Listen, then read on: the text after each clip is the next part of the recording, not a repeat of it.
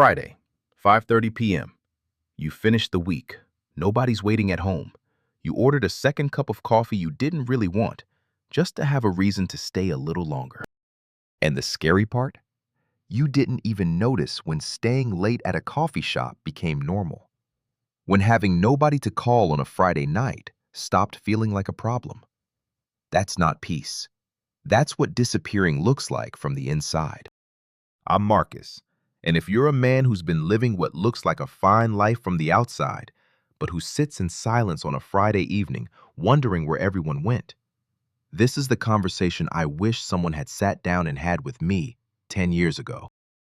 Let me describe what your last few years looked like. You worked hard. You showed up. You were reliable. For everyone. You did what men your age were told to do. Provide, protect, stay steady. You held things together when things wanted to fall apart. You were the kind of man other people leaned on. And somewhere in all of that, you forgot to ask what was holding you up. But here's what nobody tells you about building a life around other people's needs. When those people leave, or grow up, or move on, the scaffolding doesn't just shake, it disappears. And you're left standing in the middle of a life that looks perfectly fine from the outside and feels completely hollow from the inside. I remember sitting at my kitchen table, 6 in the morning, coffee still hot, house completely quiet. And I didn't know what I was waiting for. Not sad, not angry, just empty. Like someone had turned the volume down on my own life, and I hadn't noticed until the silence got loud enough to hear. I didn't have a word for that feeling then. I do now, and I want to give it to you. Here's the pattern most men your age are living, but have never had anyone name for them. I call it the invisible drift. Not a collapse, not a crisis, just a slow, quiet drift away from the life that was actually yours. 4 stages. Let me show you where you are. Stage 1. The building years. In your 30s and 40s, you were running.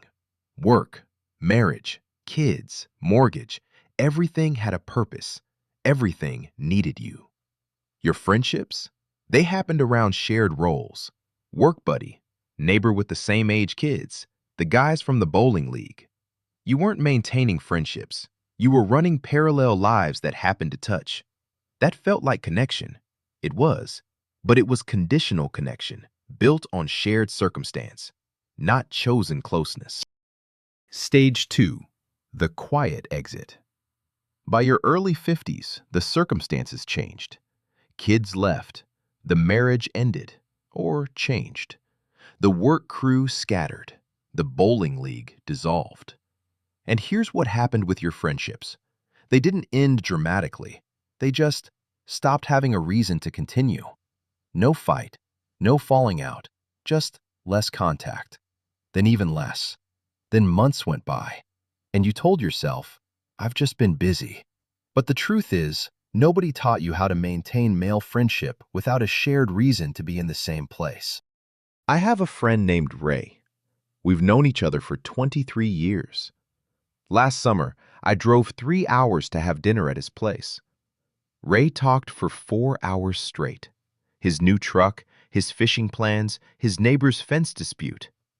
And when I drove home that night, I realized he hadn't asked me a single question. Not because Ray is selfish. Ray is one of the best men I know. But Ray was terrified of silence. And silence is exactly where real conversation lives. We had been doing the same thing for years, filling the space between us with noise, so neither of us had to admit how little space we were actually sharing. But here's what makes this so dangerous. Here's what's actually going on underneath all of this. 3 things happen to men your age at the same time, and once you see them, you'll stop blaming yourself for something the design made inevitable.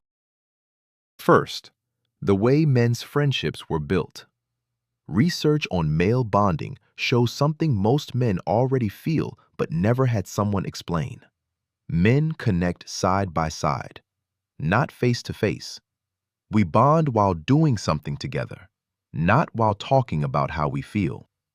That's not a flaw. That's just how it works. But here's the problem. When the shared activity disappears, retirement, divorce, kids leaving, so does the excuse to be around each other.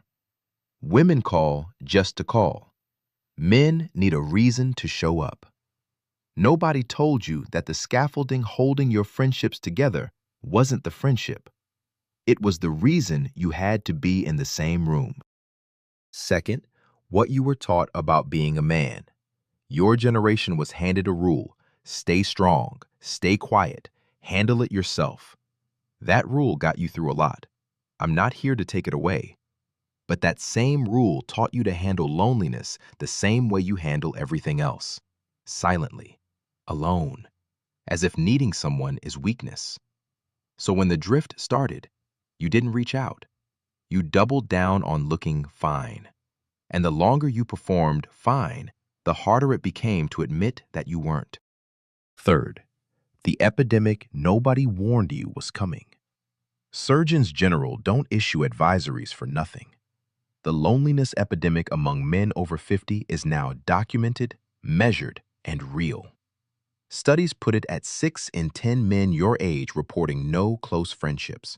But the real number is higher, because most men don't count an acquaintance as a friend unless they'd call him at 2 a.m. You're not failing at something other men have figured out.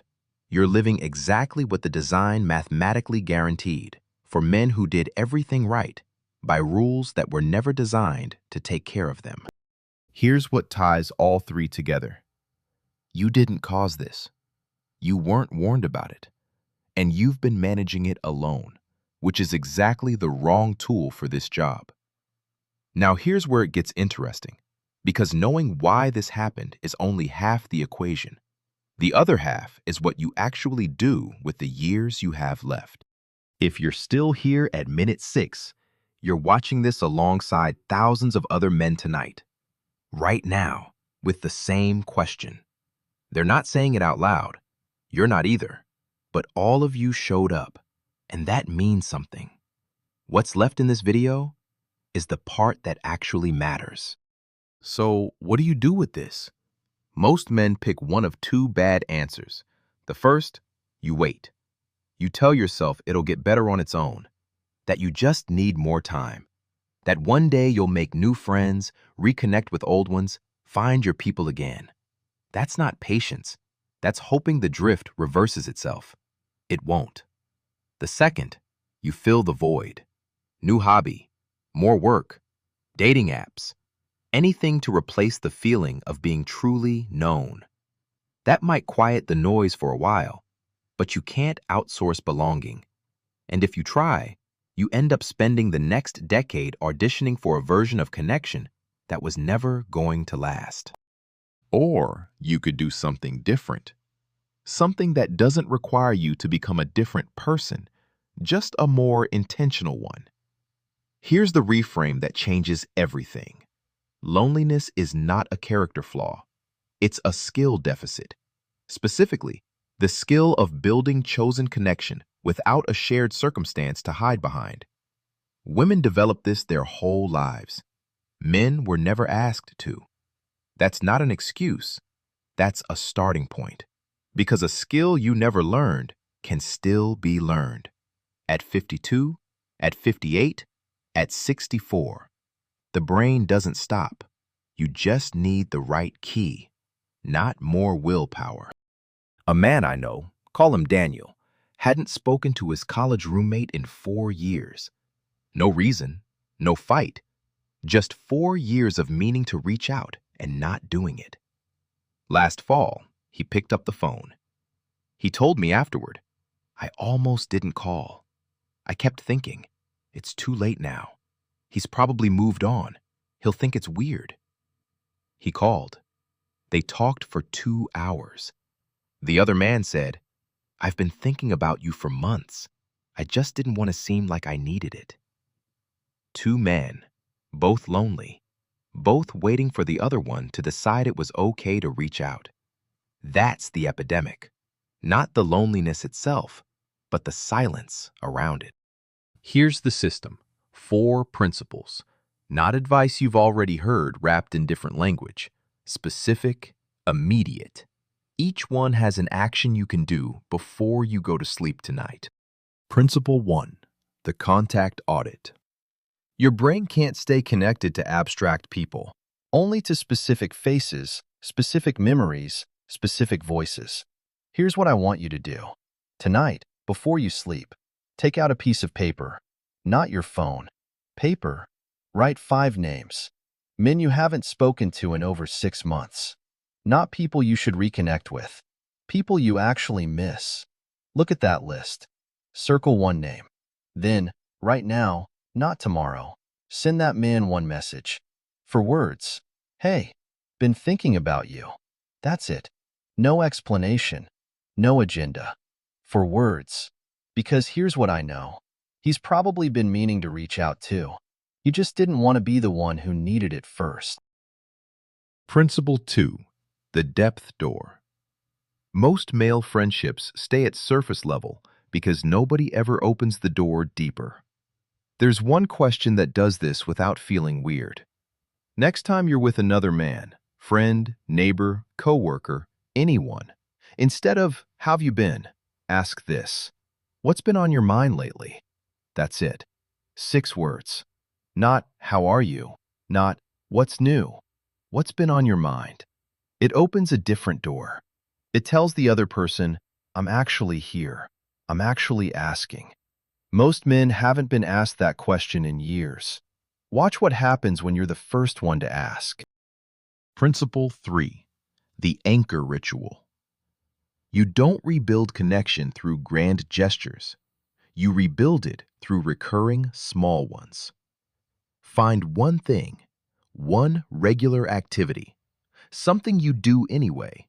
Morning walk, Saturday breakfast, Thursday poker, monthly hike, and attach another person to it. Not because you need company, because the ritual gives you both a reason to show up, consistently, without either of you having to say, "I want to see you more." The activity does that work for you. Tonight, think of one thing you do regularly that would work for 2 people. Then think of one person to invite, one person, one activity, one recurring date. That's how it starts. Principle 4. The solo foundation. This one sounds counterintuitive when we're talking about loneliness, but here it is. You cannot build genuine connection from a place of desperation. Men who are afraid of being alone will accept any connection to escape the feeling. And that leads to the worst kind of loneliness, being surrounded by people who don't actually know you. The goal isn't to stop living alone. For some of you, living alone is the right choice, maybe the best choice you've made in years. The goal is to learn the difference between chosen solitude, which is peaceful, and accidental isolation, which is slow poison. Tonight, sit with yourself for 10 minutes. No phone, no TV, no noise, just you. Notice the first feeling that shows up. Write one word, just one. That word is your starting point. When you build these 4 things, even imperfectly, even slowly, you stop being invisible. Not because the world suddenly sees you differently, but because you start showing up in your own life again. And that changes everything. There's a word a lot of men are looking for when they search for male loneliness epidemic. It's not solution. It's not fix. It's this: peace. Not the peace of having everything figured out. Not the peace of never feeling lonely again. The peace of knowing you are not disappearing. The peace of waking up in a quiet house and knowing the quiet is yours. Not because nobody wanted to be there, but because you chose how to fill it. Men going their own way sometimes get that wrong. They think going their own way means going alone forever. It doesn't. It means building a life by your own design, with connection on your terms. Not performing for anyone. Not disappearing for anyone. Just A man fully present in a life he actually chose. Brother, I want to say something I don't say enough. The fact that you're watching this at whatever hour it is where you are, that doesn't make you weak. It makes you honest. Most men your age won't even admit to themselves that this is real. You did. That took something. I don't know your story. I don't know what you walked away from or what walked away from you. But I know this. A man who is still searching at 52, at 57, at 63 is not a man who gave up. That man still believes there is something worth building. And he's right. I know the wound underneath all of this. It's not just loneliness. It's the feeling that the years you gave to work, to family, to building, somehow didn't leave enough for you to be known by anyone. That's real. And you have every right to grieve that. But here's the paradox. The men who finally stop being invisible aren't the ones who waited for someone to find them. They're the ones who decided, quietly, without announcement, to start showing up for themselves first. And then, slowly, for other men who needed them to. I have one question I want you to take with you. What's one role you gave up, not because you chose to, but because you forgot it was yours to keep? Write it in the comments. One line, one role. Not for me, for the man watching this at 11 o'clock tonight, who needs to read what you write more than he knows. A man who lives alone is not a man who lives without. He's a man who has finally learned that what he carries inside, his quiet, his history, his particular way of seeing the world, is worth protecting, worth sharing, on his terms. That's not loneliness, that's sovereignty. If this video put a name on something you've been carrying without one, subscribe. Not because I need the number, but because what's coming next continues exactly from here. I'm Marcus. Stay grounded.